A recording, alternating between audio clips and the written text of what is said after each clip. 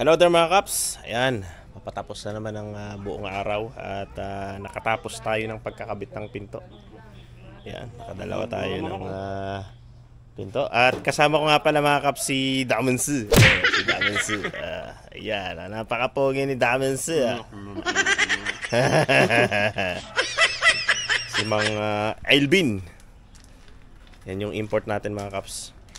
Well nga pala, ito yung update mga kaps sa mga projects nating modular cabinets para dun kila Ma'am Geraldine sa Bustos, Bulacan. Sobrang busy lang natin kahit wala tayong ginagawa. No. Ito yung mga projects natin mga kaps na mga modular cabinets. Ayan mga kaps, yung ating mga projects. Bali ito kasi nililinis na natin. Magkakaroon tayo ng konting upgrade dito sa ating shop kahit maliit lang ito mga kaps. Ayan, sa mga kaps natin na aspiring din sa pagtatayo ng ganitong negosyo, isa din sa kailangan natin mga kaps is yung space. Ayan, bali yung ito ay 12 feet yung haba by 20 feet yung haba tapos lapad. Ito lang muna yung sisimentohan natin kasi kailangan nitong ating mga modular cabinets na maging maayos yung pintura. Ha? 1 meter. 12 feet. Oo. Ayan, 12 feet. Bali, 4 na hollow blocks. 1.6. Ayan, si Mang Elvin, no? Si Kabulol. I-follow nyo siya mga kap sa kanyang Facebook page. Kabulol, Elvin Kabulol. Kaso wala ka pang YouTube channel, no? Tuturuan kitang gumawa meron ka ring YouTube channel. Ayun mga kaps, sisimentohin natin to kasi maselan yung ating gagawing pagpipintura dito sa ating mga modular cabinets. Kailangan walang alikabok na lilipad pagka nagbubuga na tayo dyan. So for now, yan yung makikita nyo. Very rough. Kumbaga sa isang bahay wala pang palitada, ganyan. Ayan pa lang yung ating mga modular cabinets. Sobrang puno. Ayan, no? Pagka syempre na pinturahan na natin, baling gagawin natin dyan, primer muna, batak, lacquer spot putty, automotive primer ang gagamitin natin mga kaps. Yon, primer, tapos lacquer spot putty, batak, buo na may halong patching compound. And then after ng batak, iipitin ulit natin siya ng primer. Then right after na primer ulit natin, tsaka tayo magbe-base coat. So, yung mga kulay niyan, may gray, may dark gray, may black. Merong parang style mocha, light, basta yon, maraming kulay papakita ko na lang sa inyo yung process mga kaps. May gray. Ano? May mula, may milk. Tapos, May gray. may gray. May dark gray. May buko, kulay diyan. Unay nila mo, nakamomi. No. So yan, para na rin na makita nila Ma'am Geraldine yung actual progress ng ating projects na ginagawa para sa Bustos, Bulacan. Yan. So sa pagiging woodworker at pagiging owner ng ganitong klaseng negosyo mga kaps, marami tayong dapat isaalang-alang. Like dun sa cabinet making, yung pagpili ng plywood, ng magagamiting kahoy, mga accessories like yung concealed hinges, yung mga wood glue, screws, mga drawer slides, napakarami. So dapat lahat yon matutunan natin. Siyempre yung isa sa pinakamahalaga mga kaps, yung costing ng project. Yun yung pinakamadugo sa lahat.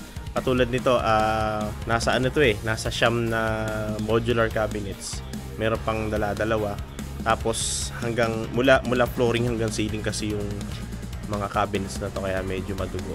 I will make sure na yung quality at saka yung itsura syempre para masatisfy natin yung ating mga clients.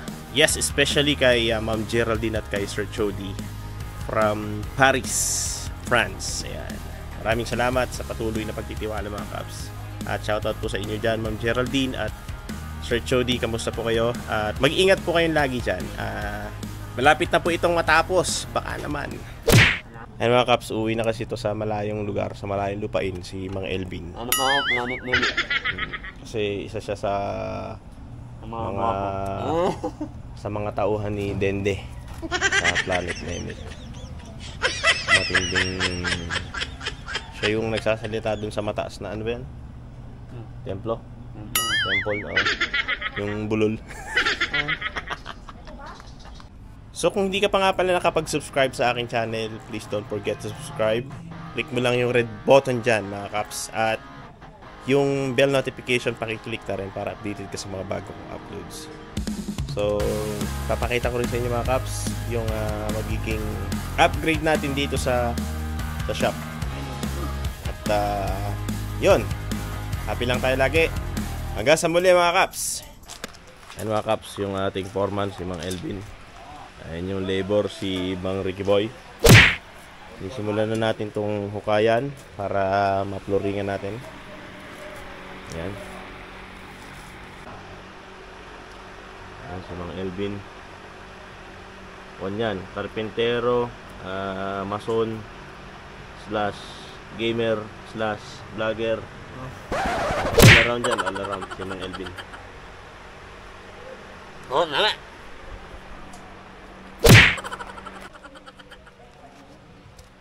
Ay, nabali. Oh no! Mang Emin, boss. Eman, ika.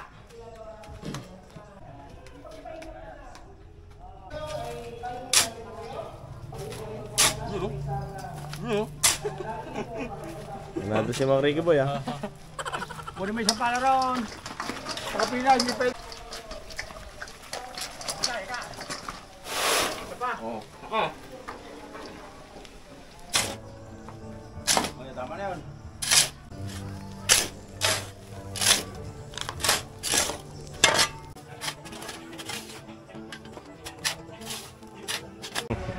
Nanguni.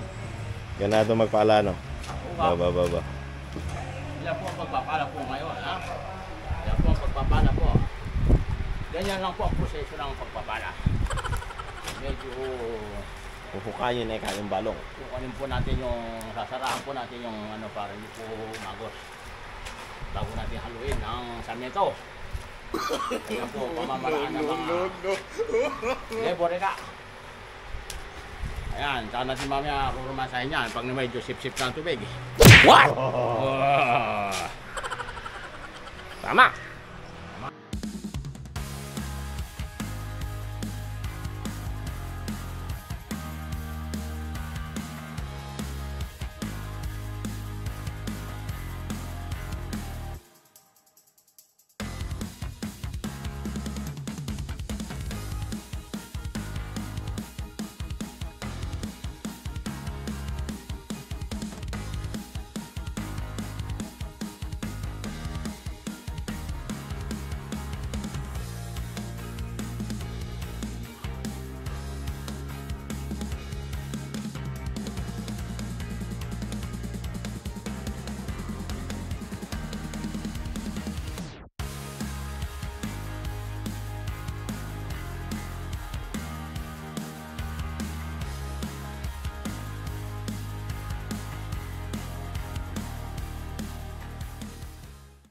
Ayan po. Okay na, Nakain po sila ng sinigang na tilapia. Ayan Ayan, si Mang Elvin.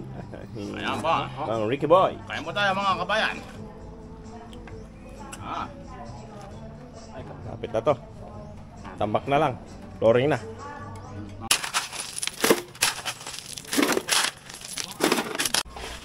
Yan, nagsisimula na tayo magtambak mga Kaps. So yan, halos kalahati na. So mamaya lilipat natin yung cabinet dito para doon naman tayo magtatambak sa gradle. Para tomorrow pwede natin tong sementuhan, i-flooring. Then napakalaking upgrade nito talaga mga Kaps dito sa ating shop. Magiging maluwag ang paggalaw. Ayan, si Mang Ricky Boy. Malakas maghakot. Tumatalab na bok yung ano no. Yung tinatawag na ladies choice sa pandesal. Dalawang bukol na pandesal. Saka 2 tasang kape.